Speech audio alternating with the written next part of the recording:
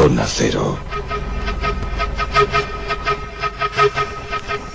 En nuestro tiempo dedicado a los monográficos Zona Cero, que como bien sabéis hemos trasladado de ubicación. Estamos ya de las madrugadas de lunes a martes con nuestros queridos asesores. Jesús Callejo, ¿qué tal? Buenas noches. Hola, buenas noches, muy bien. ¿Cómo te encuentras, Carlos Canales? Pues muy bien. Bueno, ¿estáis dispuestos? Sí, bueno, ¿dispuestos hasta dónde? Aquel Reich tuvo que durar 1000 años y tan solo duró 12. No sé si en 35 minutos podemos contar todo lo que nos hemos propuesto, queridos amigos, porque hay que hablar del esoterismo nazi. Es otro de los grandes clásicos de nuestro monográfico de Zona Cero. Así que, no sé, te voy a nombrar a ti, Jesús, sumo sacerdote. ¿De qué? Para que oficie. Me preocupa eso. Y a ti, Carlos, también sumo sacerdote. Vale. ¿Qué cosa? Así que ya podéis oficiar bien, porque esta noche vamos a estar en situación muy comprometida. La ceremonia está servida, sí. Sí, vamos a desatar pasiones, pero vamos a intentar ser lo más objetivos posibles, como siempre nos hemos propuesto en esta sección, en este monográfico Zona Cero. Esoterismo nazi, señores. Parece que existió, Carlos, parece que es una realidad, y los aliados quedaron asombrados cuando en el año 45 empezaron a descubrir cosas extrañas en torno a estos seres extraños, los nazis. Al parecer el esoterismo no les era ajeno. No, y además yo quiero lo primero de todo distinguir, para que quede muy claro, porque esto si no se puede percibir más que como una absoluta locura.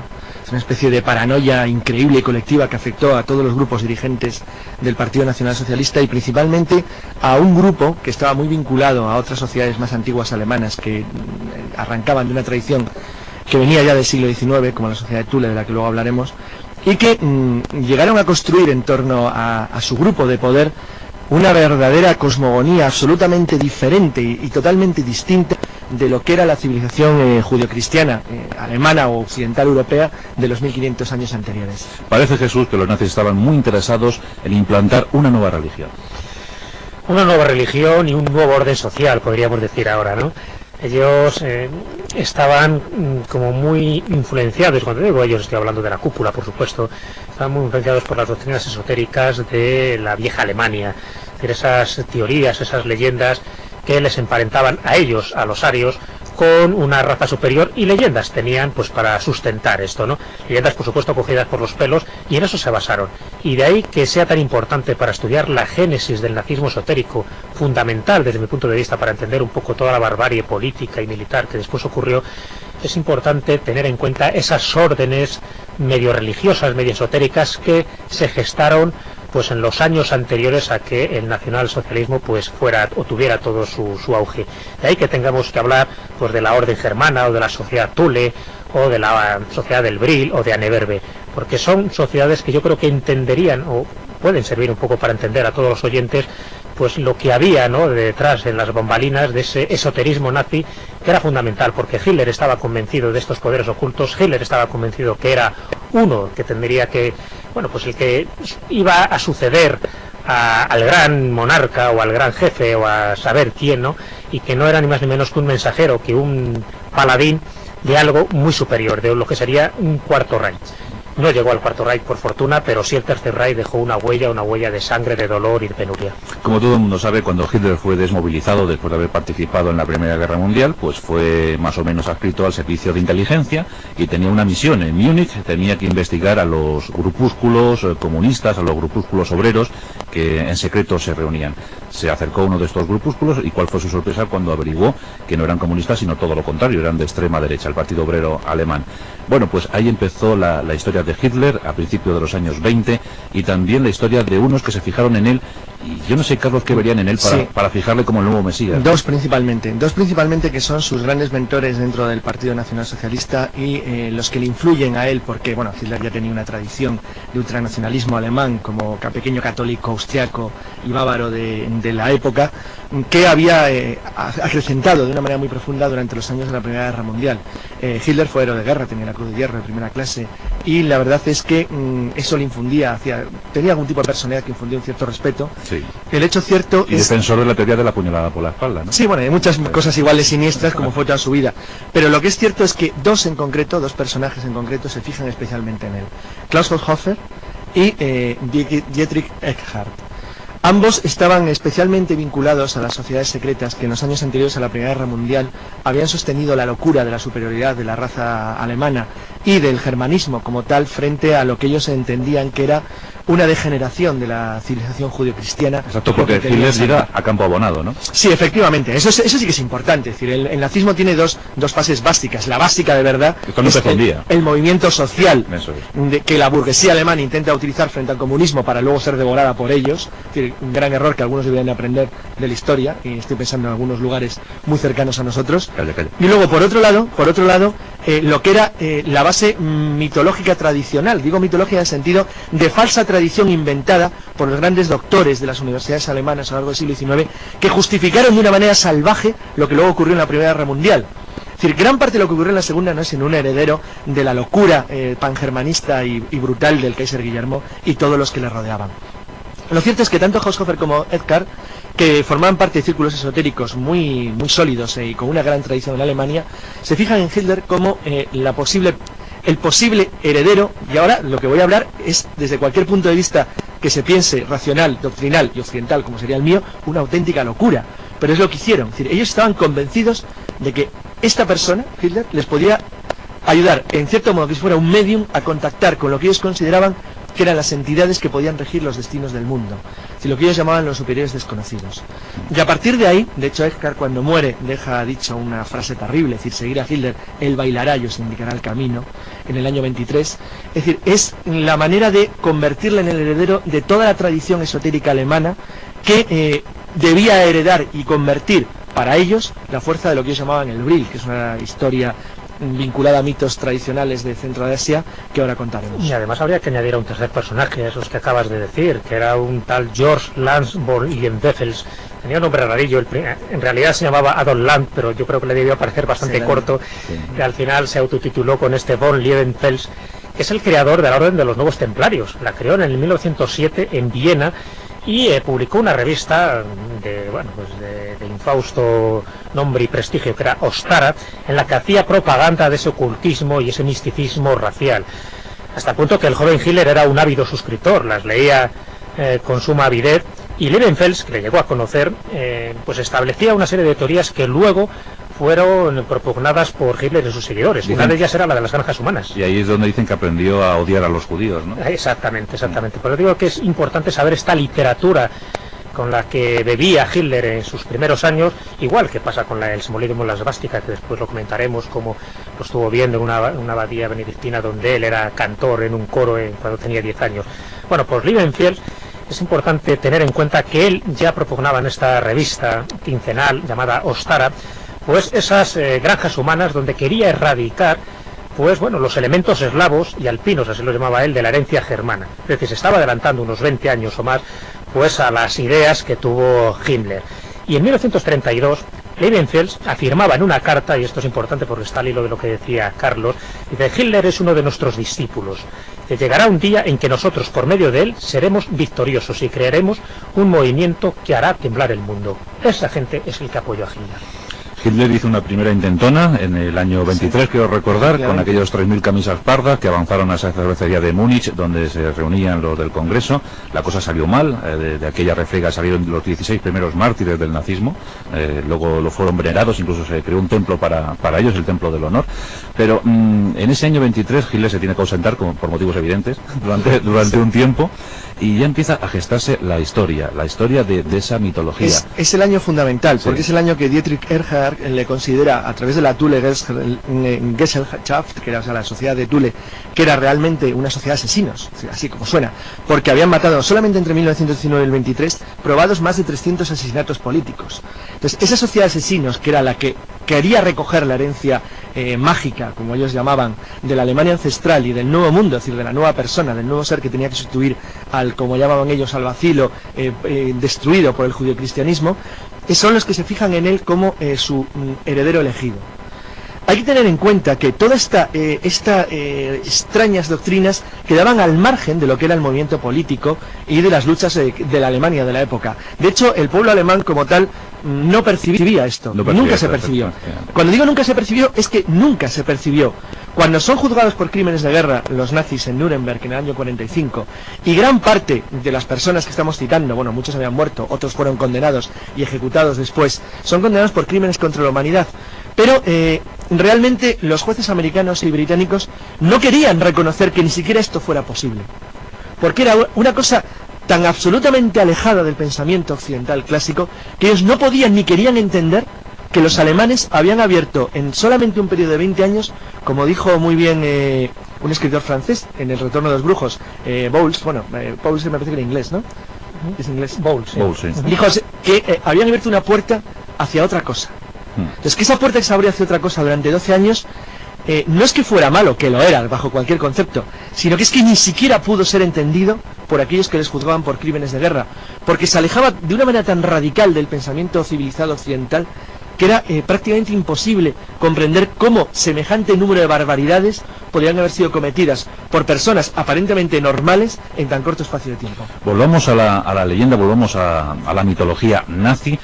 Jesús, hay que hablar de la Atlántida. Hay que hablar del hundimiento de la Atlántida y de esa casta sacerdotal que supuestamente escapó viva de aquella catástrofe, ¿no? Se alojaron en el Tíbet y allí los nazis buscaron. Allí buscaron, uno de los sitios que buscaron, pero es que también dicen que buscaron en la Antártida y también dicen que buscaron en los Alpes y buscaron en bastantes lugares. Ellos tenían toda una mitología muy particular y por supuesto la Atlántida entraba en su juego, ¿no? En su póker. Pero no olvidemos que también entraban otros lugares también más míticos y con resonancias muy esotéricas como era Shambhala o Agartha. Agartha dice que sería como el reino y Shambhala sería la capital. Y no por casualidad estuvo rodeado de gente muy vinculada a los poderes ocultos, entre ellos a los lamas tibetanos. Hay toda una historia, una entre leyenda y realidad, que conoceréis bien, que era pues el famoso lama de los guantes verdes, así le llamaban, aunque a pesar de que se sabe que de lama tenía muy poco, a pesar de que sí usaba unos guantes verdes. Bueno, este tipo de cosas es lo que le vinculaba con estos lugares. Con la Atlántida, no tanto porque eso sí que era inencontrable y nunca se mandaron expediciones allí, pero sí se mandaron expediciones a la Antártida, pensando, y aquí entra una de esas teorías delirantes del esoterismo nazi, pensando que la Tierra estaba hueca y que en el interior de la Tierra pues vivía una civilización intraterrestre con unos poderes muy tremendos, una especie como de raza primigenia con la que los arios tendrían que hermanarse para luego, a través de esa fuerza que era el Vril, de ahí que se llamara la sociedad del Vril, consiguieran un poder tal que ellos, los de la superficie y los de el interior de la Tierra, pues llegaran a dominar el mundo. Ellos estaban totalmente convencidos y de ahí que mandaran misiones, de ahí que uno de los líderes negros, uno de los miembros de la sociedad del Vril, que era Karl Haushofer, pues fuera un poco el instigador de toda esta teoría. Él fundó la revista Geopolítica, estoy hablando de Haushofer, y este hombre afirmó que Agartha era un mundo de sabios que tenía esa capital en Shambhala y que se hallaba en el centro de la Tierra, y allí había que dirigirse la raza aria para ese posible hermanamiento. Esto que parece que es totalmente delirante, se lo creía, ¿no? De hecho, comentaba Haushofer que quien se aliara con la superraza subterránea dominaría el mundo.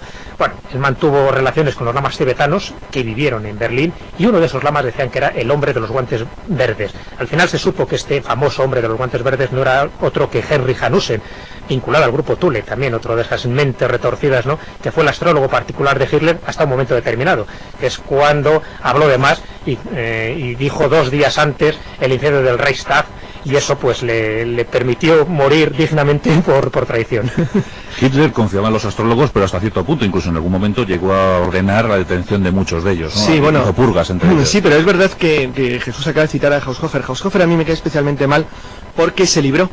Fue uno de los pocos que consiguió decir, era un inicio de tan alto nivel dentro de la sociedad de Thule y del partido, que Haushofer no fue afectado por las purgas del año 45, por las purgas que hicieron los aliados cuando decidieron condenar a todos los criminales de guerra. Es curioso porque no se escondió. Haushofer mantuvo una vida pública. De hecho, Haushofer fue a visitar en la cárcel a ni más ni menos que a Wolfgang von Sievers, que era el director de Ahnenerbe, de la Sociedad para la Búsqueda de las Herencias Ancestrales, y en una especie de magia, de acto de magia negra que hubo esa noche, le pasó en cierta forma los poderes y desapareció. Pero no deja de ser increíble y curioso que su hijo, el hijo de Klaus Haushofer, Albrecht, murió. Pero murió por culpa de los nazis, que le condenaron a muerte después del intento de golpe de Estado contra Hitler del año 44. Sí que es cierto que hubo algún astrólogo que llegó a predecir pues el intento de atentado de julio del 44. Sí, pero claro, tuvo tantos. Sí, también la enfermedad de noviembre, sí. Y llegó incluso a decir que Hitler moriría antes del 7 de mayo del 45. O sea, que sí que había algún astrólogo que iba por ahí diciendo cosas, ¿no? Tenía varios. El más renombrado posiblemente fuera este que estamos diciendo, Erich Hanussen, pero bueno, Haushofer, no hay que olvidar pues una de las cosas que dijo de él Rudolf Hess, el famoso prisionero de Spandau, ¿no? Que también decían que pertenecía a Thule, ¿no? Sí, Rudolf Hess sin duda alguna lo era. Lo que pasa es que de la banda, por decirlo, blanda, ¿no? Del ala pues menos, más, pues más fascistas, como los llamaba Haushofer, de los que buscaban la alianza con los anglosajones. Y que tenía un concepto más romántico de lo que era el nazismo, ¿no? No tan teñido de sangre como al final se convirtió. Pero bueno, al fin y al cabo eso no les culpó de nada a Rudolf Hess, y al final ya sabéis que murió a los 90 y tantos años, pues en agosto de 1987, aparte que supuestamente suicidado, ¿no? Pero el por qué cogió aquel Messerschmitt en mayo del 41 y se fue a Escocia sigue siendo un misterio, uno de los grandes enigmas, ahí está. Al parecer hubo una reunión con el propio Hitler que duró 4 horas. El intento parece claro. 4 días antes, ¿no? Yo creo que aunque se sabrá probablemente los próximos 20 años, lo que está claro es que sigue siendo el grupo, precisamente debido a la locura racista y maniática de los grupos directivos de la sociedad de Thule y del partido nazi, lo que buscaban era una alianza con los ingleses, los que consideraban hermanos de sangre. El enemigo estaba al este. Una sajona más o menos pariente de la suya, con la cual pretendían dominar el mundo y contra los cuales no tenían nada. Forma parte de la misma mitología de Dunkerque, es decir, el por qué se permite al ejército inglés salvarse cuando lo podían haber machacado literalmente contra las playas. Yo creo que todo y les dan las horas suficientes como para poder escapar. Sí. Lo que pasa es que Churchill era un tipo duro de pelar, la verdad, las cosas, y no andaba para magias ni para chorradas. Y Churchill, por cierto, hizo contrarréplica, Sí, pero con gran esfuerzo y nunca creyó en ella, pero sí que es cierto que la hizo. Puso a sus druidas a trabajar. Sí que es verdad que lo hizo, sí que es verdad, pero nunca creyó en ello. Es decir, Churchill venía de una sociedad muy diferente, y la verdad es que nunca pensó que los alemanes fueran en serio en esto. Lo que pasa es que, emigrados como Steiner le fueron convenciendo de que era verdad, de que de verdad la alta cúpula nazi creía en estas cosas. Y quiero poner un ejemplo que es muy significativo, porque fue conocido en todo el mundo, y es uno de los casos que a Hitler le hace pensar que de verdad están tan chalaos como para creer en estas cosas, que es el acto que se produce en el monte Elbrus en agosto de 1942. Los nazis consideraban que el Elbrus, que es el monte más grande de Europa, si todos consideramos que Europa llega hasta el Cáucaso, si eres francés dirías que no, que es el Mont Blanc, porque Europa acaba en algún punto indeterminado de Rusia. Pero bueno, el Elbrus, que es el monte más alto de Europa, forma parte de las leyendas alemanas en el sentido que Mime, el herrero que forjaba la espada de los Nibelungos, vivía en un monte del Cáucaso, que además formaba parte del Axis Mundi, del eje de la Tierra, y que era la principal entrada o punto de contacto con los superiores desconocidos del intramundo. Bueno, cuando en el año 42 la vanguardia alemana, en agosto de 1942, en la ofensiva del Cáucaso, en la que llega hasta Stalingrado, sobrepasan lo que es Chechenia, ocupan Maikop y avanzan hacia el sur, un pequeño destacamento alemán es encargado de una misión muy especial. Un grupo de alpinistas de las SS reciben la orden de izar la bandera alemana en lo alto del Elbrus, a 5.000 y pico metros de altitud, y allí hacer una misa negra. Bueno, las fotografías del Elbrus, que dieron la vuelta al mundo, porque los alemanes se encargaron de hacer una gran publicidad, son conocidas en Inglaterra. Los servicios secretos británicos le informan a Churchill de la misa negra celebrada por un grupo de la Orden Negra de las SS en lo alto del monte, como el mundo, el día del año de la inflexión, porque era el momento a partir del cual se suponía, según la creencia de los espiritistas que rodeaban a Hitler, que se iba a dar un vuelco a la situación y que a partir de entonces las fuerzas del mal, las fuerzas del poder de los superiores desconocidos de Garty Zambala se pondrían de su lado. Es decir, que alguien ocupe tiempo, esfuerzo y ganas en algo tan aparentemente absurdo es lo que a los ingleses les empieza a hacer ver que pueden jugar a su favor con semejante locura. Además ahora Carlos ha tocado uno de los símbolos para mí más importantes de todo el nazismo, que era el Monte Elbrus, pero al lado del Monte Elbrus, que es cierto, que parece que era un acto bastante descabellado y que en agosto de 1942 pues colocara la bandera de la Cruz Gamada. Hombre, tiene su razón de ser por una historia. Ellos consideraban el Monte Elbrus como la montaña sagrada de los arios, y además el lugar donde habían callado el Arca de Noé después del diluvio. O sea, que estos no pensaban que estaba en Turquía como todo el mundo en el Monte Ararat. Al Ararat no llegaron y entonces había que buscar uno más. O sea, para ellos tiene unas reminiscencias, y eso que decía Carlos, el Axis Mundi, para ellos era el eje del mundo, y donde coronarlo y poner allí la bandera con la Cruz Gamada era un símbolo que trascendía mucho más que la mera leyenda, pero era un símbolo. El otro era la svástica, no lo olvidemos, la Cruz Gamada, el por qué se convirtió en la enseña de los nazis. La otra era el grial, y el otro era, por ejemplo, la lanza del destino. Hay una serie de elementos por ahí alrededor que son convenientes pues manejar y esbozar para entender en parte pues esa manía o ese delirio que tuvieron, por no hablar de ciertas teorías. Una ya la hemos esbozado, como era la teoría de la Tierra hueca, pero otra era la del hielo eterno también, que elevaron a los altares de la ciencia a Horbiger, pues que el pobre hombre no daba más de sí, y sin embargo, pues por mantener una teoría donde se hablaba de 4 lunas que fueron cayendo consecutivamente sobre la Tierra, y esta sería la última, la que está, ¿no?, la que podemos ver y que algún día se precipitará, bueno, pues enarbolando teorías totalmente extrañas, donde se mezclaba el hielo con el fuego, pues ellos consideraban que eso daba pues pie a todo ese tipo de ideas nacionalistas, y Horbiger, pues ya te digo que era un pobre hombre, pues lo elevaron a esa categoría. Para entender todo este tipo de cosas hay que entender ese simbolismo en el que se inventaba el esoterismo nazi, porque si no sería muy difícil entender cómo todo un pueblo alemán tan sesudo pues pudo caer en este delirio colectivo. Hablemos un poco de los personajes cercanos a Hitler. Conviene comentar algo, bueno, sobre Joseph Goebbels. Digamos que el ministro de propaganda nazi no que fuera muy esotérico, pero sí en cambio echó mano de Nostradamus en algún momento para hablar de ese Hitler, pero pura propaganda. Era el menos crédulo de todos ellos, era el único que no formaba parte de la sociedad de Tules, vivía muy al margen de lo que era el esoterismo nazi. El grupo principal estaba en torno a Himmler y las SS. Himmler como el gran sacerdote. Sí, ¿no? Era el auténtico aprendiz de brujo. Exacto. Era el que hubiera sido ministro probablemente de una especie de asuntos religiosos paganos si Alemania hubiera ganado la guerra, y hubiera sido el director del nuevo Estado ario que querían construir de Flandes al Mediterráneo, lo que ellos querían llamar la Nueva Borgoña. Era el que quería llevar hasta el máximo extremo de su aplicación todas las teorías delirantes, racistas y exterminadoras de la búsqueda del nuevo hombre por parte de los alemanes. Y luego todo el entorno que formaba la Orden Negra de Thule, de la Orden Negra de las SS, era el grupo que realmente hubiera dirigido en cierto modo los destinos de Alemania después de la Guerra Mundial. Muchos brujos animaron a Himmler a dar un golpe de Estado, ¿no? Pero este lo desestimó por la lealtad que tenía Hitler. Efectivamente, ¿no? La verdad es que los alemanes fueron alemanes siempre. De hecho, es cierto que incluso mucha gente que estaba en contra de Hitler, cuando empezaron a ver cómo se ponían las cosas, estuvieron también en contra del golpe de Estado del 20 de julio del 44, porque no les parecía la manera correcta de hacer las cosas. Realmente es porque no sabían quién estaba detrás.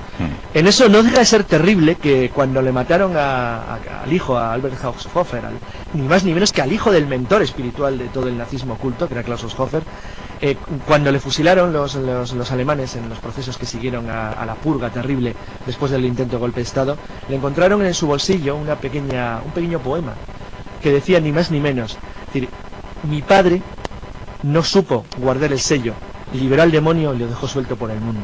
Es decir, ahí es una manera de explicar muy claramente que algunos de los que estaban en torno al golpe de Estado sí sabían contra qué dirigían su acción. Decías tú que a Himmler le animaron para que diera un golpe de Estado. Era imposible que diera un golpe de Estado porque estaba muy agradecido a Hitler.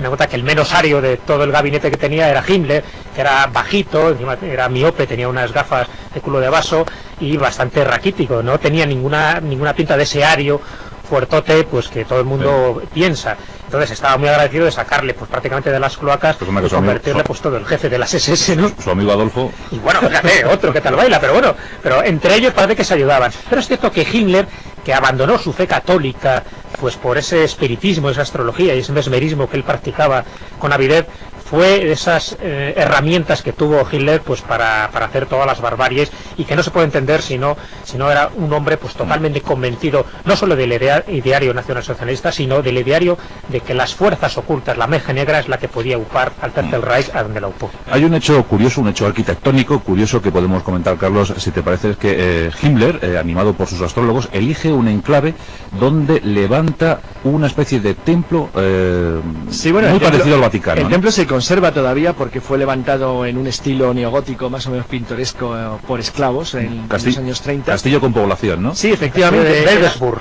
Wedesburg, que era un burgo. La Orden Negra tenía varios burgos donde, por decir una manera, seleccionaban a lo que iban a ser los grupos dirigentes de las SS. Tenían 3 tipos de formación: una formación de tipo militar, que se hacía en Prusia; otra formación de tipo, iba a decir histórico, científica, técnica, que era donde se elegía a los jefes de alto Estado Mayor, a científicos que pasaban luego a Nerve, etcétera, y una tercera de orden espiritual, que era la que habían concentrado en este burgo. Ahí lo que intentó recrear era lo que hubiera sido el futuro centro incluso de los 12 pares de la Orden Negra, porque tenía 12 asientos, como los que seguía Carlomagno. Bueno, realmente 13 tenía. Bueno, era un asiento peligroso, un 13º. Parece que eran los altos dirigentes de las SS. Sí, exacto. Y a partir de ahí él hubiera organizado lo que hubiera sido la búsqueda y depuración del nuevo ser en una Europa nueva, limpia y hecha a su medida, a su salvaje y psicopática medida. Para los que le seguían, el hecho de que se buscara como objetivo una especie de renovación humana total y absolutamente alejada. No deja de ser curioso que los tres líderes principales de la Orden Negra y el propio Hitler venían de un entorno católico alemán. Hitler era católico, de educación, también lo era Hitler, y tenían una especie de visceral rechazo hacia todo lo que ellos percibían como debilidad judo-cristiana, lo cual tiene mucho que ver con lo que habéis dicho anteriormente. No eran precisamente tipos cachas y duros, no eran Schwarzenegger ninguno de ellos, sino que eran más bien escuchimizados y escurridos, pero buscaban justo eso. La masonería era un invento de los judíos, ¿no? Para desestabilizar el planeta. Sí. Bueno, cerca de Belvesburg hay un dato curioso. Himmler ordena crear allí un campo de concentración, utiliza 4.000 obreros para crear ese castillo, ese templo tan parecido en formas al Vaticano. Mueren 1.300 obreros creando aquel castillo, pero allí se inician una serie de rituales extrañísimos, ¿no? Yo creo que ese es el centro neurálgico, ¿no? De lo que iba a ser la religión. Sí, no. Himmler tenía allí, pues eso, ese centro neurálgico en Belvesburg, Westfalia, donde creó por un lado, pues bueno, todo lo que era ese castillo iniciático, ¿no? Alrededor de esos 13 miembros. Además, como dato curioso, sabéis que a medida que los integrantes del círculo íntimo de las SS iban muriendo, pues se quemaba su escudo de armas, que junto con las cenizas, pues bueno, era allí colocado, ¿no? En una urna, junto con las peanas, donde era venerado. O sea, intentaba siempre rememorar lo que era la tabla de los caballeros del rey Arturo, con lo cual nos da idea de esa idea mítica. Pero con runas, ¿no, Jesús? Eso con runas, sí, bueno, además era uno de los que intentó revitalizar el lenguaje germánico antiguo. El castillo tenía una serie de partes que estaba dedicada a los objetos de culto especial. De culto especial no suyo, sino que ellos consideraban objetos de poder. Tenían un espacio para 4 realmente. El primero, 3 confirmados y uno en duda. Los 3 primeros que eran los confirmados eran un espacio que reservaron a la Heilige Lanze, es decir, a la lanza sagrada, la lanza del destino, la lanza con la que supuestamente el centurión Longinos clavó al cuerpo de Jesucristo en la cruz, y que era el objeto más venerado por parte de los nazis porque estaba muy vinculado a la tradición germánica. La segunda, bueno, ellos de hecho decían que Longino era un germano, que llegaron a ese extremo de locura. Sí, se acercó por allí. Exacto. La segunda era el Santo Grial, que buscaban, y la tercera el Arca de la Alianza. Entonces, se les había reservado a los 3 un espacio más un cuarto que no tenían definido porque no sabían exactamente cuál era su conformación, que era la Mesa de Salomón. Entonces, con los 4 elementos básicos del judeocristianismo, es decir, esperaban generar el centro máximo del poder mundial. Hablabas tú, Juan Antonio, antes de las barbaridades que se hizo ahí, ¿no? Alrededor de este castillo, de este centro neurálgico que tenía Himmler. Y me acuerdo de 2 cosas que hizo Himmler, por las que ha pasado también un poco la historia de ese genocidio, ¿no? Que hizo. Y él mantenía extrañas teorías. Una de ellas era la del poder del calor animal. No sé si os acordáis en lo que consistía, pero ni más ni menos consistía en realizar experimentos en que las víctimas eran sumergidas en agua helada y después revividas aquel que revivía, claro, por supuesto, porque muchos las palmaban, y luego eran colocadas entre los cuerpos desnudos de prostitutas. Eso pensaba que hay ahí una especie como ese de calor o de espíritu vital que les tenía que reavivar. Y la otra teoría, la otra idea loca que tenía Himmler y que también practicó en ese lugar, era hacer unos trabajos estadísticos sobre la medida del cráneo de los judíos. Claro, el problema es que dice que solo valían los cráneos de los muertos recientes, así que se dedicó a decapitar a muchísimos judíos para este fin. Fue tremendo. Pero Jesús, háblanos un poco de esas runas, háblanos de esa esvástica, esas runas, por ejemplo, la runa Sig, que era la utilizada por las juventudes hitlerianas, ¿no? Utilizaban esas runas siempre intentando trasladar ese nuevo mensaje, ¿no? Ese nuevo idioma. Claro, ya sabes que ellos siempre estaban buscando lo que era su acervo cultural. De hecho, una de las sociedades secretas de las que hemos mencionado, y posiblemente pues la que tenía más carácter científico, que era la Neverde, significa ni más ni menos que la herencia ancestral. Ahí estaban intentando buscar, pues bueno, lo que era la genealogía, la arqueología y la prehistoria alemana, pues para reivindicar un poco todo ese tipo de teorías. Y claro, ahí entraban, como no, las runas. Pero, en contra de lo que muchos oyentes pueden pensar, la esvástica no es ninguna runa. O sea, es verdad que utilizaron algunas de las runas pues como emblemas dentro de las juventudes hitlerianas y las tenían muy a gala pues dentro de sus estandartes y de sus símbolos, pero la esvástica no estamos hablando de una runa. La esvástica, que es una palabra que en sánscrito parece que significa, vendría del sánscrito suasti y que significaría bueno es decir, estamos hablando de un símbolo de buen augurio. era bueno, pues esa cruz, ¿no?, cuyos brazos están girando en sentido de las agujas del reloj y que simbolizaba ni más ni menos que el sol, es decir, los poderes benéficos de la luz. Del sol ártico, ¿no? Claro, y que ya, bueno, efectivamente, y que ya se encargó Hitler de darle la vuelta, ¿no?, y convertirla pues en un símbolo totalmente nefasto y demoníaco. Pero la cruz gamada, la esvástica, y se llama cruz gamada porque sí se parece no a una runa, sino a la tercera letra del alfabeto griego, que es la gamma, la letra gamma, pues esa sí que sirve, esa esvástica ha servido como, bueno, como adalid de muchísimas culturas, y por supuesto no solo del área. Ahí se ha encontrado en objetos chinos, en mongoles, en tibetanos, en hindúes, en indoamericanos, en Yucatán se han encontrado bastantes esvásticas. Pero nunca, y esto es curioso, nunca en los pueblos semitas, nunca se ha encontrado ni en las tradiciones judías ni en las árabes. Es algo representativo y claro, que ellos lo utilizaron a su favor. Y ahí estamos hablando de esa esvástica que en el fondo estaba representando las cuatro fuerzas sagradas que regían el universo. Para eso era clave y, bueno, claro, ya puestos a buscar antecedentes, decía que el anillo de Gengis Khan era ni más ni menos que una esvástica, o por lo menos estaba representada una esvástica, y que además era el emblema de Shambhala. Ya hemos hablado de Shambhala y todo ese misticismo. El anillo de Gengis Khan, que era una piedra meteorítica y a hierro del cielo. Es verdad, para los chinos era un símbolo de buena suerte. Claro, por supuesto, sí. Solo ha sido de mala suerte cuando Hitler lo puso ahí. Lo puso de moda. Y bueno, ¿sabes? Además aquí se le ocurrió, aquel le encargó que hiciera el diseño de la esvástica, era ni más ni menos que un dentista, también ocultista, como no, llamado Friedrich Kron, que es el que sugirió una esvástica sobre un disco blanco con un fondo rojo. Hitler quedó encantado de este diseño, que él ya lo conocía porque de hecho estaba en la abadía benedictina de Lambache en Austria, donde él ya dije que era pues un antiguo miembro de la coral, y las paredes estaban totalmente revestidas de estas esvásticas. Bueno, pues él le encantó. Lo que pasa es que prefirió que los brazos estuvieran orientados no hacia la derecha sino hacia la izquierda, porque le encantaba más. Claro, lo cual lo cambió con la clásica cruz gamada nórdica. Por ejemplo, los finlandeses durante la guerra mundial usaban en sus aviones esvásticas azules, pero que no tenían nada que ver con el símbolo nazi. De hecho, la adoptaron en el año 18 durante su guerra civil, y era para distinguirla de las estrellas rojas de los comunistas. No tenía ningún otro objetivo, porque no dejaba de ser un símbolo más de los muchos que había dentro de las tradiciones nórdicas. Pues si os parece, queridos míos, podemos hacer una segunda edición el próximo lunes en nuestro monográfico, porque como era previsible, esto se nos ha quedado pequeño. Yo solo quería decir una cosa, porque sí, claro, obviamente hemos manifestado aquí nuestra incredulidad ante semejante absurdo, pero quería decir una cosa para que la gente sufra unos días. Los alemanes creían firmemente, los nazis, los esotéricos, que la Heilige Lanze, que la lanza, regía el destino de la nación que lo poseía. De hecho, la tuvo Napoleón, la tuvieron ellos. Bien, Himmler le reservó un sitio especial, como he dicho, en el Waldfurt, en Westfalia. Pero cuando los americanos se acercaban, lo escondieron en una gruta secreta que tapiaron bajo toneladas de acero. Un día de junio de 1945, la guerra había acabado, un grupo de soldados americanos que rastreaban buscando nazis fugitivos de alto copete en la zona se encontraron con que había algo extraño en un pequeño monte. Después de una pequeña investigación consiguieron ver que había una gruta oculta. Y allí la encontraron.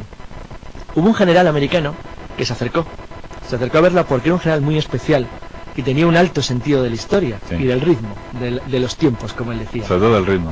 Ese general, que tú sabes ya perfectamente quién es, cogió en sus manos la Heilige Lanze, la lanza sagrada, y se dio cuenta perfectamente que los Estados Unidos acababa de coger el símbolo sagrado de los esoteristas nazis. 4 horas después de cogerlo, hubo una explosión nuclear en Los Álamos, Nuevo México. Total nada. Un Reich que estaba dispuesto a perdurar 1000 años en el tiempo, afortunadamente. Los monográficos de la Zona Cero con nuestros estupendos colaboradores. Jesús Callejo, ¿qué tal? Buenas noches, Jesús. Hola, buenas noches, muy bien. ¿Cómo te encuentras? Pues fenomenal. Aquí con la segunda parte del esoterismo nazi, para ver si, no digo darle el golpe de gracia porque es imposible, pero bueno, sí para rematar una serie de asuntos que lógicamente quedaron en el aire. Un monográfico que ha provocado el interés en muchos oyentes que piden más y más, pero bueno, yo creo que con dosis, ¿verdad, Carlos Canales? Buenas noches. Yo creo que sí, que hay que dosificarlo porque hay que dejar otras cosas así enigmáticas para dentro de unos meses si surge la ocasión. Porque sobre todo hay ramificaciones muy interesantes que no forman parte en sí de lo que era el esoterismo nazi como tal, pero que dejó como sus tentáculos para que luego se puedan seguir investigando ya por separado. ¿Por qué piensas tú, Carlos, que llama tanto la atención el mundo nazi? Bueno, el mundo nazi llama la atención porque es el contrapunto absoluto. Me acuerdo que cuando Bergier escribió el Retorno de los Brujos, hay un momento que dice una cosa que es verdad, y Bergier fue militar en el ejército francés al final de la Guerra Mundial y era un químico notable. Dice que durante 12 años, el periodo de 1933 a 1945, el mundo abrió la puerta hacia otra cosa. Entonces, esa otra cosa, los historiadores y los investigadores ya de la época, de los propios años 40, 50, no podían creer que una nación como Alemania hubiera hecho algo tan radicalmente alejado de lo que era su tradición judio-cristiana y occidental de los 2000 años anteriores. Entonces, la negación permanente de que eso ocurrió es uno de los hechos fundamentales de los historiadores al tratar el nazismo. Entonces, cuando él publica este libro, que me parece que sale, no sé, Jesús me corregirá, en 1958, fue un verdadero shock mundial, porque puso a la luz pública algo que sistemáticamente se había negado. Y se había negado sistemáticamente porque nadie quería que eso hubiera podido siquiera ser cierto. Es decir, una cosa es reconocer que, pues, desde el punto de vista maniqueo, que los nazis eran malvados, y otra cosa es el empezar a reconocer que no estaban locos, sino que lo hacían con pura conciencia de lo que estaban haciendo. Entonces, eso es un shock tan fuerte que si a eso se lo une las verdaderas proezas ingenieriles y técnicas de los alemanes durante la guerra y a la situación de una nación que se enfrenta prácticamente en solitario contra el mundo entero, pues claro, esas cosas despiertan la imaginación, como la despertó Napoleón en su momento. Sí, la verdad, Jesús, ahora quiero también tu opinión, es que el mundo nazi sigue ejerciendo fascinación en algunos sectores de la sociedad, ¿no? Hombre, y tanto, ahí tienes los grupos neonazis, ahí tienes la cantidad de noticias que de forma directa o indirecta está vinculada al nazismo. O sea, que no es algo que muriera con el Tercer Reich, no es algo que muriera en el año 1945, sino que después se generó toda una leyenda, como pasa casi siempre que hay alguien que ha marcado un hito importante en la historia, para bien o para mal, en este caso para mal. Pero a partir de ahí surge el mito, surge la leyenda. Sabes que se empezó a hablar de que si Hitler no había muerto realmente, no se había suicidado, que podía estar en algunas cavernas subterráneas de Sudamérica.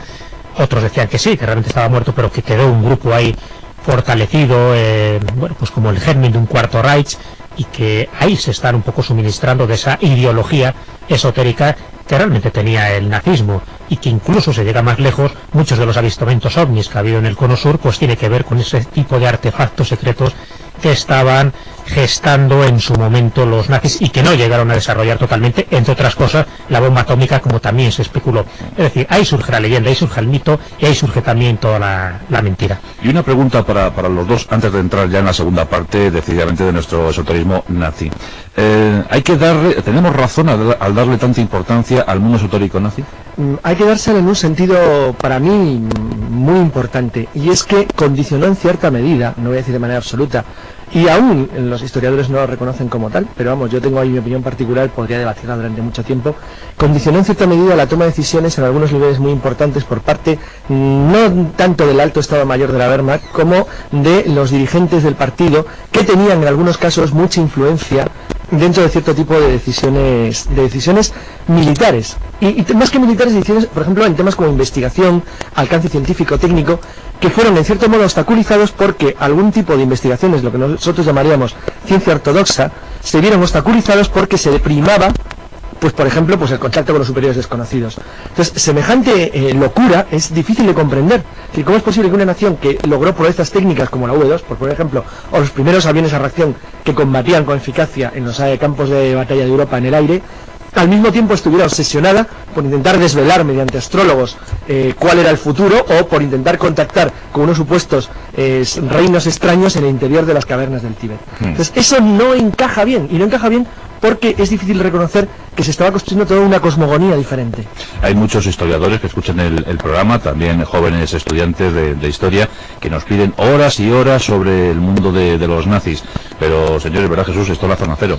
Esto es la zona cero, y tocamos lo que tocamos, ¿no? Y hombre, siempre tenemos un enemigo, no solo en este tema, sino en otros monográficos, es el tiempo. El tiempo. No se puede desarrollar todo. Yo creo que damos pinceladas, damos pistas, datos y, bueno, argumentos para que después cada uno desarrolle. Lógicamente, en la mayoría de los casos no tomamos partido, sino que exponemos. En este caso, pues sí que se nos nota un poco y tomamos partido, porque bueno, yo creo que la historia está ahí, y negar algunos hechos me parece pues que es, bueno, claro, hacer manipulación exagerada, que muy bien, que hay historiadores que la pueden hacer, pero me parece que hay cosas que son, bueno, no se pueden discutir desde mi punto de vista.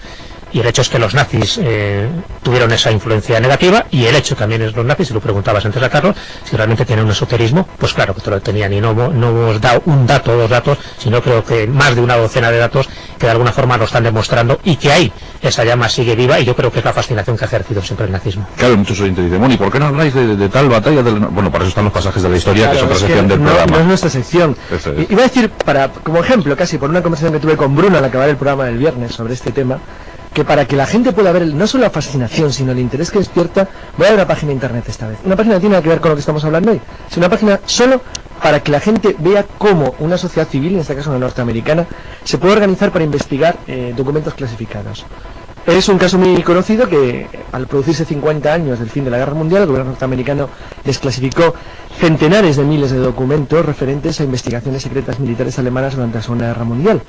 Claro, cuando tú desclasificas todo de golpe es como si no desclasificaras nada, porque no hay quien sea capaz de controlarlo y medirlo. Bueno, a partir de entonces nació un grupo civil muy curioso, que se llama Luft 46, que está formado por ingenieros aeronáuticos, pilotos, aviadores, proyectistas, diseñadores, dibujantes, maquetistas, que se encargaron uno a uno de ir elaborando las fichas, proyectos, marcas, modelos y estimaciones de cómo hubiera sido la aeronáutica del Tercer Reich entre 1945 y 1955. De verdad que cualquiera que se quiera conectar a esa página web, bueno, tiene para todo el año, pero es fascinante, porque cada detalle, cada dibujo, cada plano, cada grupo va comentado, analizado, estudiado, y encima luego lleva dibujos de hiperrealismo para intentar reconstruir cómo hubiera sido el futuro.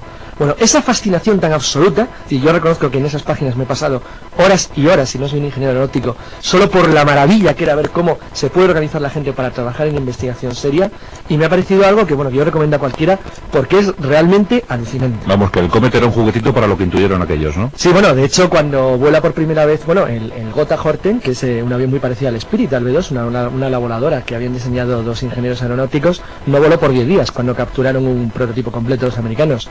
Y el Heinkel 162, el Salamander, el avión más rápido de la Guerra Mundial, que llegaba a alcanzar los 1000 kilómetros por hora, la idea era fabricar 4000. Es decir, algo que hubiera sido... Y eso de lo que llegó a volar, y es conocido, pero vamos, los proyectos, hay un apartado entero que se llama Kugel Blitz, rayos redondos, solamente sobre la aeronáutica y platillos volantes, que bueno, a cualquiera le deja, de verdad, absolutamente alucinado. Bueno, eso será otro monográfico. Sí, de verdad, lo merece de verdad, ¿eh? Si te parece, Carlos, haznos una breve síntesis sobre lo que ocurrió el pasado monográfico dedicado al esoterismo nazi. Bueno, pues la semana pasada lo que hicimos es una introducción de por qué, de verdad, en ciertos círculos del poder nazi en la Alemania de los años 20-30, se fue formando un grupo de poder que era capaz de creer que las fuerzas desconocidas, por decirlo de una manera, eran capaces de influir en el destino de las personas y que podían ser controladas y manifestadas para llevar al ser humano y principalmente a Alemania a un destino superior. Contamos también que todo ese tipo de ideología no era nueva, sino que se basaba en largas tradiciones que venían principalmente de mediados del siglo XIX y que se fundían en torno, bueno, que fundieron realmente tres ideas. El pangermanismo, es decir, la idea de que los pueblos germanos eran los llamados a unificarse y a dominar el mundo. Una especie de conciencia racista que tiene herederos curiosamente en Francia, el conde Gobineau, y un inglés nacionalizado alemán que era Chamberlain, que fue el primero que elabora las doctrinas de que existe una raza superior aria que él identifica con el pueblo alemán y la raza nórdica. Y a todo eso le unieron una cierta tradición esotérica que se vinculaba tanto a los mitos y ritos paganos de los antiguos germanos como a tradiciones, algunas incluso de origen caballeresco y cristiano, como las de los caballeros teutones. A través de cierto tipo de órdenes que existían, órdenes secretas, como la Sociedad de Thule, pues llegaron a formar un grupo de gente ciertamente poderosa, en el sentido que tenían alguna influencia dentro de lo que era el pensamiento de una minoría alemana, que aprovechando, porque realmente aprovechó el surgimiento del nazismo con todas las implicaciones sociopolíticas que tenía, para hacerse un hueco en el poder.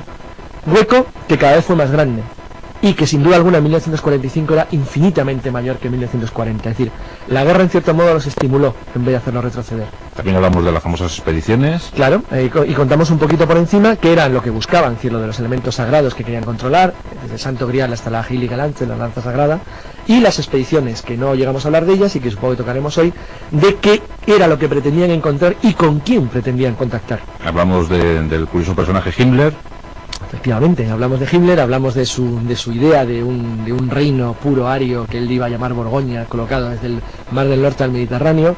hablamos del lugar especial que tenía para acoger todas las futuras reliquias que fueran encontrando los alemanes, y de cómo pensaba organizar un pueblo superior del cual probablemente él sería pues una especie de ministro de asuntos religiosos absolutamente neopagano. Y hablamos de Karl Haushofer, que para mí es la piedra angular de todo ese esoterismo nazi, porque es ese mago negro que estaba en las sombras pero que influía directamente a Hitler para muchísimas cosas. Contamos también que él sobrevivió a la guerra, se suicidó en el año 46, y cómo su hijo, que participó en el complot del 20 de julio, dejó escrito una nota tremenda cuando fue ahorcado por los propios alemanes, en la cual acusaba a su padre de haber liberado al demonio sobre la tierra.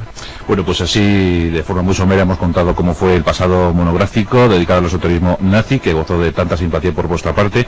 Vamos a entrar en la segunda edición. Entonces, Jesús, ¿qué te parece si hablamos de esos puntos claves que todavía falta por tocar? Los puntos claves, hay muchísimos, y en algún caso, pues bueno, iniciamos, ¿no? Ya hemos tocado algunas de las cosillas que, bueno, ya digo que no se pudo hacer mucho más por el escaso tiempo.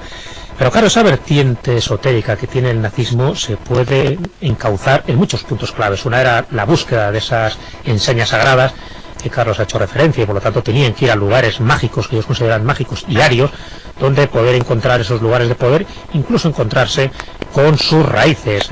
Hay un libro muy reciente publicado por Reinhold Messner, en fin, este escalador famoso mundialmente, porque es el único que yo sepa que ha escalado las 14 cumbres de más de 8.000 metros, y tiene un libro donde habla del Yeti, donde lo desmitifica diciendo que realmente se trataba del oso Kemo, y hay un apartado en ese libro donde te habla de una expedición ultrasecreta de los nazis al Himalaya, y fueron buscando ni más ni menos que la existencia del Yeti, de esta especie de homínido gigantesco, porque ellos consideraban que una especie de antepasado de la raza aria, y que, bueno, pues una especie de ser también sobrenatural que dominaba un poco las leyes del espacio-tiempo, y que entrar en contacto con esta colonia de seres, que ellos creían firmemente que era así, pues les podía reportar varios beneficios de toda índole. Igual que ocurrió cuando iban al Tíbet a ponerse en contacto con distintos lamas, acudieron a lamasterios, estuvieron investigando todo tipo de vestigios, para ellos arios, porque la esvástica siempre la consideraron aria, a pesar de que ya hablamos también en la semana pasada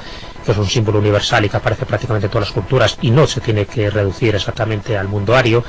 Entonces ellos tenían esa preocupación tan absoluta que alrededor de ese simbolismo nazi se generaron muchísimas órdenes ocultistas que son importantes, aunque las mencionamos muy de pasada, son importantes volver a repetir aquí, porque yo creo que ahí es donde se vertebra muchísimas de las creencias esotéricas que luego dan pie a que se cometan pues verdaderas barbaridades dentro del régimen nazi. Se habló en un principio de las primeras órdenes, una de ellas, una especie de movimiento neopagano, fundado un poco en recoger esos orígenes arios que la crió Guido von Lys, estamos hablando del siglo XIX, y a partir de ahí pues siguen nuevas órdenes como la de los templarios o nuevos templarios de Viena, hasta que ya surgen como las tres fundamentales desde mi punto de vista, que son claves, ya digo, para entender el esoterismo nazi. Una es la Sociedad Thule, como no, fundada por el barón Rudolf von Sebottendorf, y sí creo en el 1918, que es cuando se establece más o menos la génesis de esta Sociedad Thule, sí creo pues lo que eran estas bases, ¿no?, esotéricas, porque hablaba ya de una última Thule, de la ciudad Thule, una ciudad mítica que se consideraba que estaba en el norte, en la Hiperbórea, estamos hablando ya de reinos míticos y que nunca se llegaron a encontrar, pero como ubicación o patria de los gigantes y de los primeros seres llegados del otro mundo, y como no, entre esos estaban los arios. Por lo tanto, la sociedad Thule estaba reivindicando ese origen ya no solo humano del ario, sino casi sobrehumano, que curiosamente era la obsesión que tenía Hitler, y así quedó reflejada pues en varios testimonios, ¿no?, en grandes frases que hizo Hitler, que recogió Hermann Rauschning en uno de los libros claves, ¿no? Hitler me dijo, se titula o se tradujo aquí en España. Pues Rauschning comenta una de las frases que le oyó decir al Führer, dice: voy a revelar un secreto, la mutación de la raza humana ha empezado, existen los seres sobrehumanos. Él pensaba que esos seres sobrehumanos estaban en esta mítica Thule, y esta sociedad es la que se encargó de airear todo este tipo de creencias. Ahí había gente tan importante como Dietrich Eckart, o Gottfried Feder, o Alfred Rosenberg, o Rudolf Hess. Entonces, es una sociedad importantísima, porque paralelamente a esta asociación se creó pues un periódico que fue dirigido en 1921 por Hitler, y bueno, que es lo que impulsó también el Partido Obrero, fue esta sociedad de Thule. Lo que pasa es que Hitler se hizo con las riendas tanto de Thule como del periódico político que que empezó a surgir, ¿no?, a la sombra de la sociedad Thule. El hecho es que gracias a Thule pues surge otra sociedad también importantísima, que es la sociedad del Brill, o la Logia Luminosa, creada en Berlín en 1925, y ahí es donde, bueno, es curioso porque es el mismo año de la publicación del libro de Hitler, el Mein Kampf, Mi lucha, en 1925. Bueno, pues ahí se basa toda la filosofía de contenido totalmente esotérico y sobre todo en una obra literaria que es fácilmente bueno, pues encontrable en cualquier librería, que es la de Edward Bulwer Lytton, que es La raza que vendrá, publicada en 1871. Esa obra es fundamental. Curiosamente, a pesar de que es fantástica y cuando la lees pues es pura ciencia ficción, le sirvió de condicionamiento para pensar que además de estas altas cumbres del Himalaya y del Tíbet y de otros lugares donde fueron, también dentro de la Tierra existía esta raza de superhombres, existía una energía poderosísima que era el Brill, que es lo que dio nombre a esta sociedad, y que tenían que entrar en contacto con el Brill para hacer sello con el poder mundial. Era especie de hacer un hermanamiento entre la raza de la superficie, que serían los arios, y la raza intraterrestre, y de esta forma conseguir el poder del Brill. Y el que tenía el poder del Brill podía conseguir el dominio del Fijaos qué curioso que Bulwer Lytton, que es muy conocido por ser el autor de Los últimos días de Pompeya, hace una novela realmente aterradora, muy pesimista sobre el futuro de la raza humana, en la cual los Brilla, que es el pueblo que vive en las tinieblas, va a llegar en el futuro, es decir, bueno, así se llama el libro de Race to Come, la raza que nos suplantará, va a hacerse en el fin de los tiempos con el control de la humanidad. Bueno, cómo esto llegó a convertirse en algo creíble por parte de los grupos dirigentes del esoterismo nazi se basa sobre todo en las teorías de algunas personas, unos Bossel-Bottendorf sin duda alguna, pero de otros que no tenían nada que ver con ellos, es decir, como por ejemplo un maravilloso y alucinante pacifista que era Nicolás Roerich, es decir, que del cual bebieron muchísimo, aunque le despreciaban enormemente, es decir, más por ser pacifista que por otras cosas, porque al fin y al cabo era finlandés. Es decir, es cierto, es decir, entonces, cómo ellos hacen la fuerza de ello es el ir buscando poco a poco, de una manera progresiva, los puntos que ellos les permitan. Primero, contactar con los supuestos superiores desconocidos, es decir, el reino del Señor del Mundo, que vive en algún otro lugar, si el otro lugar puede ser interpretado como se quiera, otra dimensión, otro estado de conocimiento, otra no sé qué, como cada uno pretenda. Y reconstruir lo que ellos llamaban el Axis Mundi, el eje del mundo. Estoy acordándome que hay un escritor muy conocido porque se ha hecho una película realmente sobre su obra, que era Walter Harrer. Walter Harrer, que es el que escribió 7 años en el Tíbet, participó en una expedición alemana que fue hecha prisionera al empezar la guerra mundial porque se encontraba en aquel momento en el Tíbet. Ellos iban a medir la pirámide del monte piramidal del Kailash. El hecho de que fueran a medir el Kailash es porque los supuestos jefes, es decir, sus superjefes iniciados, buscaban puntos que les permitieran ir construyendo una especie de extraña idea de la geografía que les fuera permitiendo identificar los lugares de poder para los contactos con los superiores desconocidos. Esto es tan aparentemente ridículo que no se debe olvidar que hasta 1943, la última expedición al Tíbet fue en septiembre del 43, los alemanes llegaron a construir un auténtico puente aéreo entre Ucrania y la Manchuria ocupada por los japoneses. Es decir, aparte de que algunas de las expediciones fueron enviadas por submarino hasta Singapur. Es decir, de hecho, la penúltima fue vía submarina hasta Asia. Pero que lo intentaron de una manera desesperada y constante hasta que realmente ya no tuvieron más remedio. Por cierto, Carlos, ¿qué fondos destinaron a estos fines? Pues mucho, con exactitud no se sabe, porque se trataba de partidas secretas dentro de, bueno, aparte estaba destinado a una sociedad pequeñita, pero muy... Pero le dieron la importancia que... Se le dio bastante importancia, sobre todo, como ha dicho algún historiador posteriormente, el esoterismo ayudó mucho a los aliados a ganar la guerra. Porque claro, si alguien, en vez de investigar, pues por ejemplo, la bomba atómica, que después de la destrucción de North Hydro por comandos noruegos, sinceramente, prácticamente abandonaron la investigación, aparte de todo porque no encontraban una alternativa al agua pesada, los americanos, por ejemplo, lo consiguieron con grafito, pues en gran parte de la investigación científica se vio obstaculizada porque había, por decir una manera, otros condicionantes. Sí que es cierto que la locura esta nunca pudo afectar a lo que era la investigación sobre armas directas de uso en campo de batalla. Ahí los alemanes siempre mantuvieron una cierta primacía. Pero lo que era investigación seria a largo plazo sí se ve perjudicada porque había un uso de recursos para operaciones aparentemente sin sentido que no tenían ninguna lógica. Es decir, que alguien gasta dinero, aunque fuera poco, porque realmente tampoco era una barbaridad, en intentar contactar con el supuesto rey del mundo en las montañas de Taklamakan en plena ofensiva del año 42 en el Cáucaso, pues no tiene sentido. ¿Y los aliados qué importancia dieron a este mundo esotérico? Hombre, le dieron una importancia a posteriori, porque mientras estaba desarrollando la Segunda Guerra Mundial, desde luego había otro tipo de preocupaciones. Estas cosas, sabes, que empezaron a salir a la luz, a desgranarse después, cuando se empezaron a encontrar documentos. Pero tenían conocimiento de lo que estaban haciendo los nazis en ese terreno. Tenían un conocimiento, pero yo creo que muy somero, muy de pasada. Sabían por las aficiones de Himmler a todo este tipo de ciencias ocultas.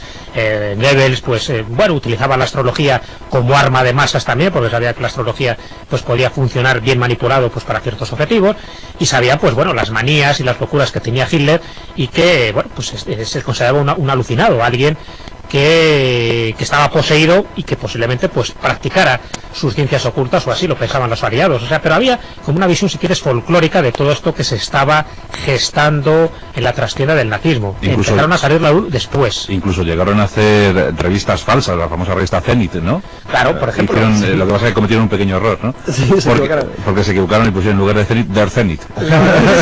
Es verdad, y es cierto que tanto Churchill como sobre todo los ingleses llegaron a contratar, por ejemplo, a Aleister Crowley, el famosísimo mago negro, creador de la Golden Dawn.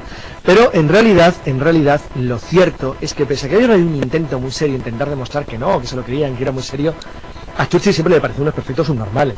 Otra cosa, pero yo sinceramente, Churchill era muy bruto, además, de pensamiento y de obra. Tenía una gran experiencia de combate, incluso personal. Entonces, esto le parecía absurdo. Entonces, a él le costaba enormemente creer que los alemanes dedicaran de verdad tiempo y esfuerzo a ello. Hay quien intentó demostrar, sobre todo en los últimos años, que no era así, que se lo llegó a tomar bastante en serio, y que incluso la contratación de gente como Crowley, o incluso de alemanes emigrados, que habían llegado en los años 30 a Inglaterra, le fueron convenciendo de que de verdad tenía que hacer una especie de contraguerra mágica. Yo no digo que no lo hiciera, es decir, hay datos suficientes como para pensar que lo hizo. Lo que ahora bien, estoy absolutamente convencido, como he dicho al principio, que le siguió pareciendo una tontería.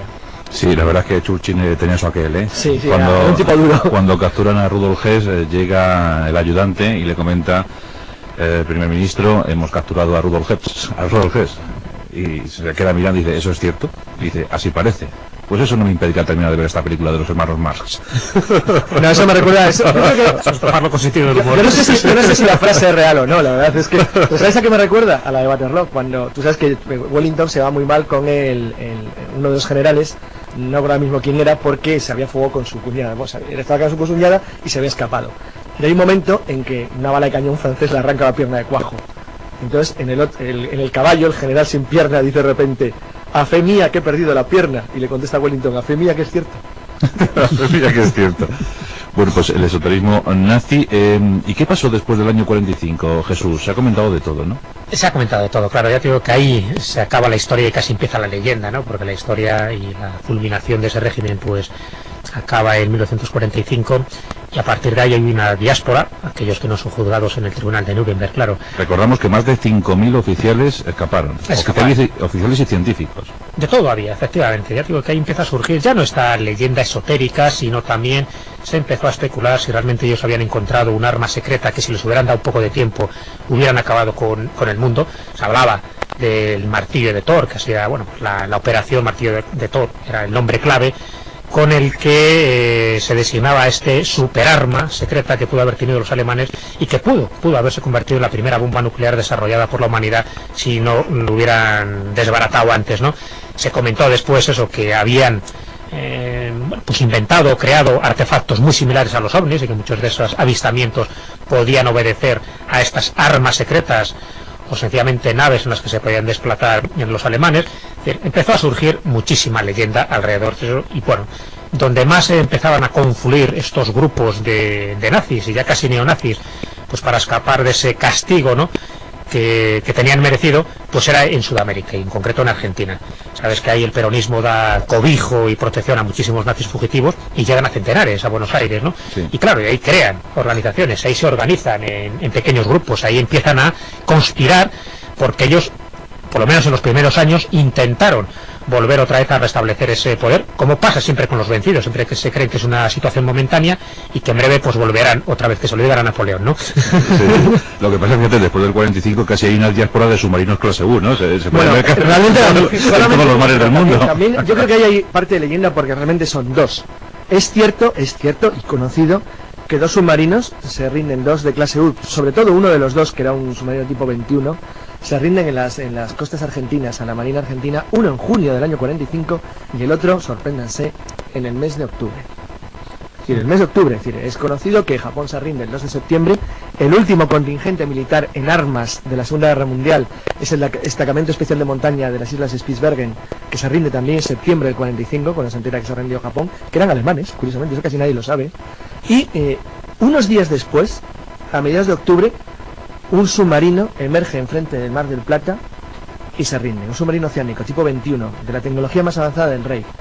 No llevaba armas, es decir, había descargado todo el armamento y prácticamente toda su electrónica. ¿Qué hacía allí? Es decir, bueno, pues todavía está sin explicar. Esa es la leyenda que corría, ¿no? Dice que poco después de terminada la guerra fueron encontrados 2 submarinos alemanes. Pero fíjate qué fechas, ¿eh? Claro. Unos 6 meses después. Pero perdidos y sin armamentos en el Sí, Mar del Plata, habían desmontado el armamento. Sí. Bueno, pues allí los encontraron que estaban capitaneados por jóvenes veinteañeros, ¿no? Sí. Una tripulación jovencísima. Fueron interrogados por los norteamericanos y uno de los capitanes afirmó que dichas naves formaban parte de un convoy de submarinos que se dirigía a la Antártida, a las tierras de la Nueva Suabia, así lo llaman, ¿no? Esto es curioso porque es verdad que la Antártida ya hubo expediciones anteriores. De hecho, el capitán alemán Richter del Almirantazgo del Tercer Reich ya realizó expediciones, pues bueno, a la Antártida en los años 38 y 39 para confirmar los descubrimientos, fíjate, que hizo en su momento el almirante norteamericano Byrd. Este hombre dijo ni más ni menos que existía una especie como de entrada a un mundo hueco subterráneo, donde él encontró un mundo verde, templado, al otro lado de la barrera de los hielos. Bueno, pues Richter intentó confirmar esas teorías de Byrd. Y el almirante Dönitz, el que estuvo al frente de la flota de submarinos del Reich, dijo en 1943 una frase bastante enigmática, pero que de ser cierto también alimentó un poco toda esta leyenda que estamos diciendo. Él comentó que la flota submarina alemana estaba orgullosa de haber establecido un paraíso terrestre y secreto, una especie de fortaleza inexpugnable para el Führer en algún lugar del mundo. Ese lugar del mundo, todo el mundo apuntaba que podía ser la Antártida o bien alguna de esas bases de Sudamérica donde hay dos elementos muy interesantes que forman parte, ya iba a decir casi de una leyenda urbana sobre el nazismo esotérico, que es qué ocurrió con las tierras descubiertas por los alemanes en la Nueva Swabeland de los años 38-39. Hay quien dice que a partir de 1939, cuando se suspendió la expedición que oficialmente iba a partir en el mes de octubre, que la iba a dirigir el propio Richter, pero que obviamente no se hizo porque acababa de comenzar la Segunda Guerra Mundial, que los submarinos alemanes siguieron transportando material a un pequeño complejo de grutas que habían sido descubiertas en un grupo de islas enfrente de la costa, muy cerca de la tierra de la Reina Maud, que formaban un conglomerado de galerías subterráneas en las cuales construyeron algo que ellos denominaban en los papeles del Comando de Inteligencia Aliada en el año 46, Nuevo Berlín. No hay solo hay una referencia del famoso Nuevo Berlín. Una sola y hace referencia a eso, es decir, al desplazamiento de material de construcción pesado para la construcción de grutas, y decía del estilo de las construidas en las montañas del Harz, es decir, en los Alpes. Eso quiere decir que desde luego los alemanes pensaron construir algo en algún lugar del mundo en un conglomerado de grutas. Pero, primera pregunta, ¿lo pudieron hacer? Y segunda, si lo hicieran, ¿qué número tenía? Y ahí es donde entra de nuevo el segundo mito. Bueno, esto es muy conocido a través de un famosísimo fichero que se llama Informe Omega, que fue publicado en los años 60, en lo cual se decía que efectivamente llegaron a construir un pequeño conglomerado, por decir una manera, de construcciones para acoger a no más de 50-60 personas, en los que llegaron a poder desarrollar el proyecto de una nave aérea que se englobaba entre un extrañísimo nivel de tecnología avanzada que ellos llamaban Proyecto Hannebau. Los Hannebau eran unas armas voladoras que se acogían bajo el nombre genérico de Kugelblitz, es decir, rayo redondo. Sí se sabe que el 23 de abril de 1945 al menos 2 submarinos partieron de Kiel y de Helgoland, hicieron una breve escala con rumbo al Atlántico Norte. Obviamente al Atlántico Norte no iban a ningún lado.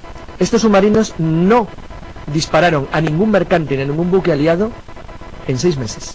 Y se sabe cuáles son, por esa razón, son los que se entregaron en junio y octubre de 1945 a los argentinos. Bueno, no me digáis ahora, queridos míos, que se está preparando por ahí el Cuarto Reich. No, yo creo que les quedaría muchísimo tiempo para que volviera a resurgir algo similar al nazismo, precisamente porque está todavía muy cerca y la memoria del hombre es verdad que es bastante débil. Ya lo decía Jorge de Santayana, un historiador, decía que el hombre que no recuerda su pasado está condenado a repetirlo. Y al final lo vamos repitiendo, pero tiene que pasar un poco de tiempo porque eso todavía, las cicatrices están muy muy vividas. ¿Y los grupúsculos neonazis estos que han aflorado en la última década, en los últimos años, también echan mano de estos rituales esotéricos?